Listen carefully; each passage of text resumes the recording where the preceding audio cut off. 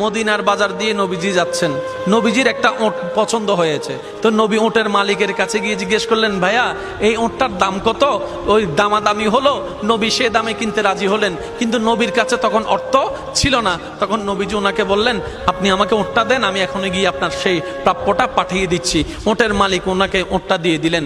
আশেপাশে যারা ওটের মালিক ছিল সবাই জিজ্ঞেস করতেছে, এই পাগলা, তুমি কি যাকে ওট দিয়েছো তাকে চিনো? বলে যে না। নাম জানো?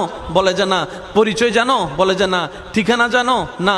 তো তুমি যে ওটটা দিয়ে দিলা, উনি যদি ওটার টাকাটা না ফাটায় তখন তো তুমি লসের মধ্যে চলে যাবা। সে ওটের মালিক বলে, এত সুন্দর নুরানি চেহারাওয়ালা কখনো বাটপার হতে পারে না, কখনো চিটার হতে পারে না, কখনো মিথ্যুক হতে পারে না। ওনার চেহারা দেখেই তো আমি ওট বিক্রি করার আগে মনটাই বিক্রি করে দিয়েছি, মনটাই বিক্রি করে দিয়েছি, মনটাই বিক্রি করে দিয়েছি। তোমরা যাই বলো, আমার মন বলে উনি আসবে।